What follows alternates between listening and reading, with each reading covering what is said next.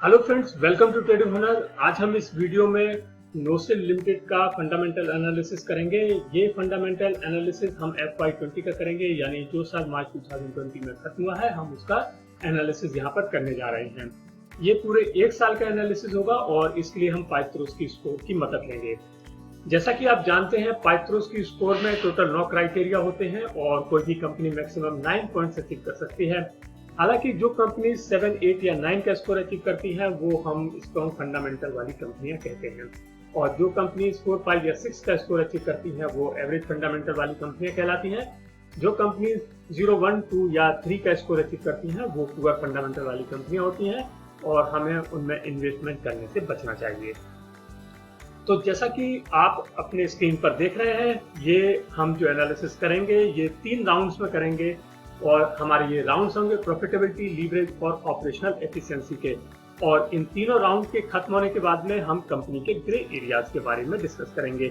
ये हमारा वो एरिया है जिसमें हम आपको कंपनी की बैलेंस शीट और प्रॉफिट एंड लॉस के साथ में बताएंगे कि कंपनी ने यदि कोई पॉइंट अचीव नहीं कर पाए हैं तो वो क्यों नहीं कर पाए हैं। यानी ये कंपनी के शॉर्ट कमिंग्स वाले एरियाज होंगे जिसे हम ग्रे एरियाज कहते हैं। तो ये सब देखिएगा आप हमारे तीनों राउंड के खत्म होने के बाद में। और फ्रेंड्स, अभी आप हमारा डिस्क्लेमर देख रहे हैं जो कि हमारी वेबसाइट www.tradinghunar.com पर भी अवेलेबल है।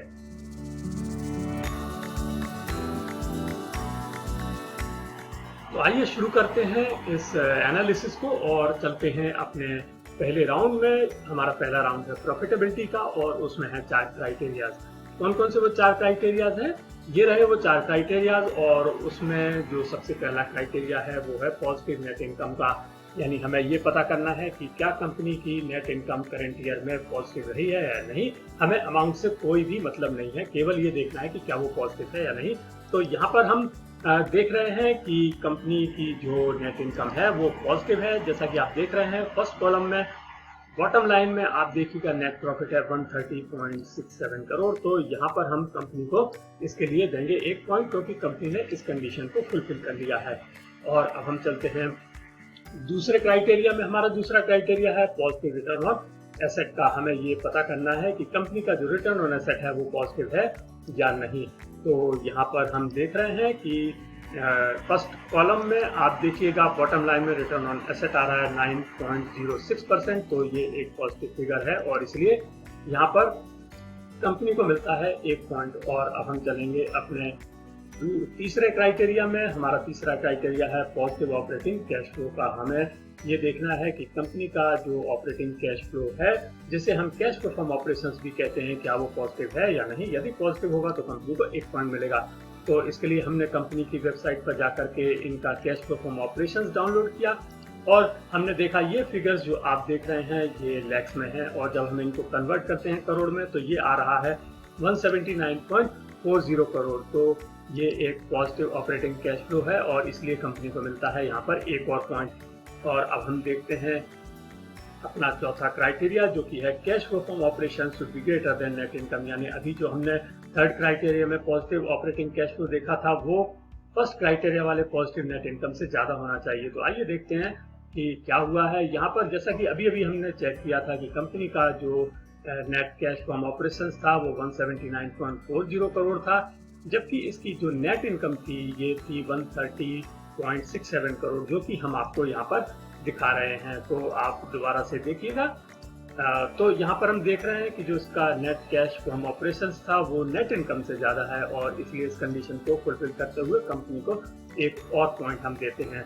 और कंपनी के प्रॉफिटेबिलिटी में हो जाते हैं 4 पॉइंट्स और हमारा पहला राउंड खत्म हुआ। पहले राउंड में कंपनी को मिलते हैं 4 पॉइंट्स और कंपनी का ओवरऑल स्कोर हो जाता है 4। तो आपने देखा कि कंपनी ने 4 में से 4 पॉइंट्स अचीव किए हैं। और अब हम चलेंगे हमारे दूसरे राउंड में जो कि है लीवरेज का राउंड। इस राउंड में 3 क्राइटेरियाज हैं और इसमें जो सबसे पहला क्राइटेरिया है वो है lower ratio of long term डेब्ट इन करंट ईयर। फ्रेंड्स, अब हम राउंड 2 और राउंड 3 में कुछ वर्ड्स देखेंगे जो कि लोअर और हायर होंगे। इसका मतलब है कि हमें अपने करंट ईयर के फिगर्स को प्रीवियस ईयर के फिगर्स के साथ में कंपेयर करना है। तो जैसा कि इस क्राइटेरिया में है कि हमको लॉन्ग टर्म डेब्ट in current year should be greater than should be lower than the previous year. यहाँ पर जो लॉन्ग टर्म डेब्ट है वो कंपनी के लीवरेज को शो करता है, तो हमें ये पता करना है कि कंपनी का जो लीवरेज है वो लास्ट ईयर से कम हुआ है या नहीं, क्योंकि तभी कंपनी का फंडामेंटल स्कोर बढ़ेगा। तो यहाँ पर हम चेक करते हैं कि क्या हुआ है। हमने देखा कि दोनों साल के हम फिगर्स को कंपेयर करेंगे और ये एक अच्छी बात है कि नोसेल लिमिटेड का किसी भी तरह का कोई डेप्ट नहीं है, ये डेप्ट फ्री कंपनी है। और जैसा कि आप देख रहे हैं मार्च 2019 में इनका डेप्ट टू इक्विटी 0.00 था और मार्च 2020 में भी इनका जो डेप्ट टू इक्विटी है वो 0.00 है। तो इसलिए कंपनी को इसमें मिलता है 1 पॉइंट। और अब हम चलेंगे इसके दूसरे क्राइटेरिया में। जो दूसरा क्राइटेरिया है वो है हायर करंट रेशो इन करंट ईयर। हमें ये पता करना है कि कंपनी का जो करंट रेशो है करंट ईयर में वो प्रीवियस ईयर के करंट रेशो से ज्यादा होना चाहिए। करंट रेशो का मतलब होता है कंपनी की लिक्विडिटी। तो हमें ये चेक करना है कि कंपनी की लिक्विडिटी में कुछ इंप्रूवमेंट हुआ है या नहीं ड्यूरिंग द करंट ईयर। तो ये हम चेक करेंगे इस क्राइटेरिया में। तो इसके लिए हमने कंपनी के डाटा को चेक करना होगा और जैसा कि आप देख रहे हैं हमारे ये दोनों कॉलम्स में मार्च 2019 में करंट रेशो आ रहा है 3.77, जबकि मार्च 2020 में ये थोड़ा सा कम हुआ है और 3.03 हो गया है। लेकिन फिर भी यहाँ पर कम हुआ है और इसलिए हम यहाँ पर कंपनी को कोई पॉइंट नहीं देंगे, क्योंकि कंपनी ने अपनी लिक्विडिटी को कोई इम्प्रूवमेंट नहीं किया है। तो यहाँ पर कंपनी को मिलता है 0 पॉइंट। और अब हम चलते हैं अपने तीसरे क्राइटेरिया में। हमारा तीसरा क्राइटेरिया है लैक ऑफ शेयर डाइल्यूशन।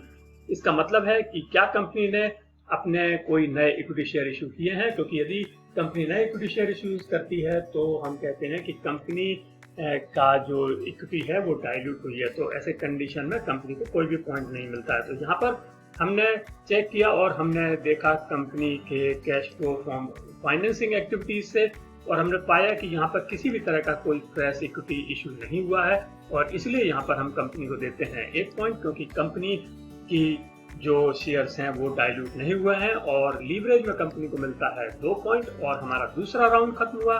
दूसरे राउंड में कंपनी को मिलते हैं 2 पॉइंट्स और ओवरऑल स्कोर हो जाता है 6।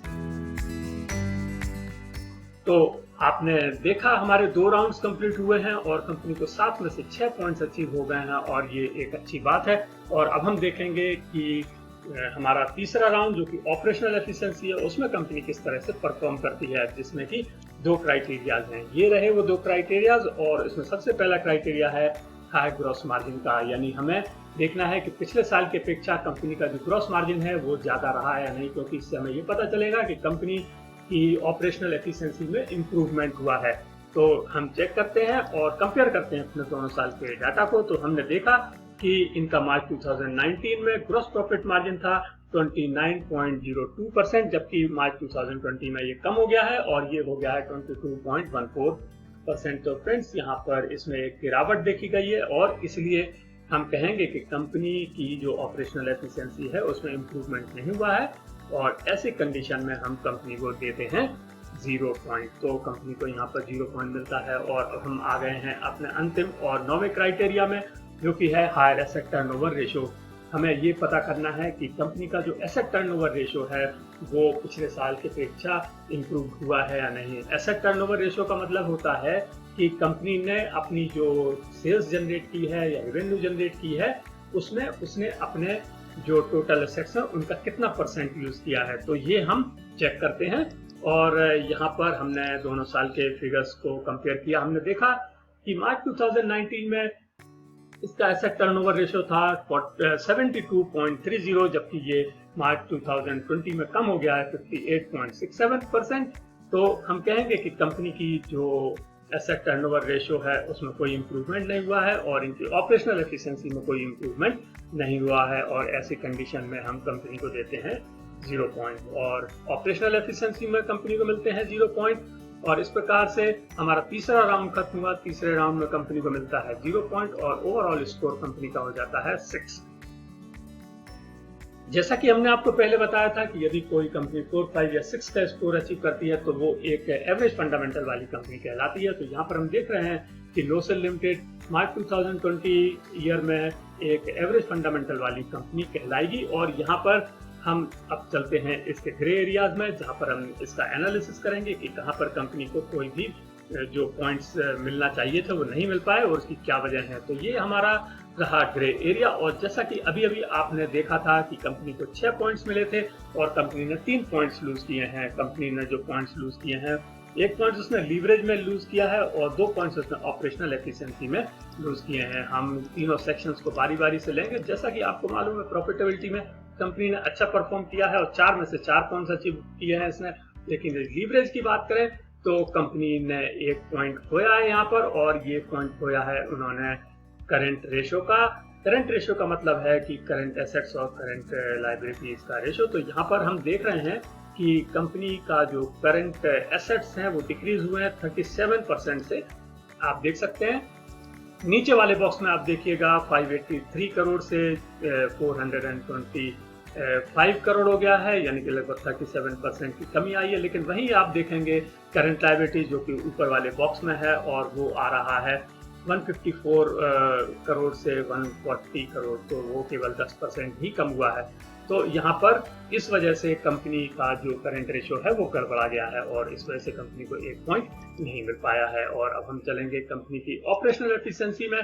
सबसे पहले तो इन्होंने यहाँ पर 1 पॉइंट खोया है ग्रॉस मार्जिन रेशो में, और इससे इनकी ऑपरेशनल एफिशिएंसी खराब हुई है। और इसका जो रीजन है वो ये है कि लास्ट ईयर जो इनका एबिटा था वो 26.7% था, जबकि इस साल ये कम हो गया है और 18.6% हो गया है। तो जैसा कि आप देख रहे हैं यहाँ पर लास्ट ईयर इनका सेल्स थी 1042.90 करोड़, उसके ऊपर इनका एबिटा था 278.37 करोड़, जबकि इस साल इनकी सेल कम हुई है और 846.29 करोड़ पर इन्होंने एबिट जनरेट किया है 153.66 करोड़, जो कि 18.6% है, जबकि लास्ट ईयर ये 26.7% थी। तो यहाँ पर कंपनी ने 1 पॉइंट लूज किया है और इसकी वजह इसके जो एक्सपेंसेस थे वो इनकी वजह रही होगी कि इन्होंने अपने एक्सपेंसेस को कंट्रोल नहीं किया है।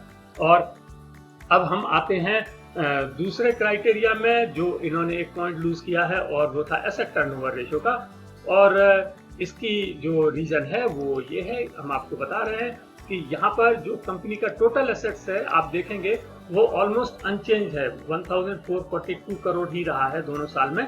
लेकिन वहीं आप इसका सेल देखेंगे तो ये सेल आप देखिएगा कि काफी ज्यादा चेंज हो गया है, 1042 करोड़ से 846 करोड़ हो गया है, यानी कि लगभग 26% के करीब सेल डाउन हुई है, जबकि एसेट्स सेम रहे हैं। तो हम कहेंगे कि कंपनी ने अपनी ऑपरेशनल एफिशिएंसी में इंप्रूवमेंट नहीं किया है, बल्कि ये खराब हुई है। तो इस वजह से कंपनी को 1 पॉइंट यहाँ पर लूज करना पड़ा। तो फ्रेंड्स, ये रहा एक फंडामेंटल एनालिसिस नोसिल लिमिटेड का FY20 का। आपको ये वीडियो कैसा लगा? यदि आपको वीडियो अच्छा लगा हो तो प्लीज लाइक कीजिएगा और शेयर कीजिए, और यदि आपने अब तक हमारे चैनल को सब्सक्राइब नहीं किया तो प्लीज हमारे चैनल को सब्सक्राइब कीजिएगा और बेल आइकन को प्रेस कीजिए। Thank you.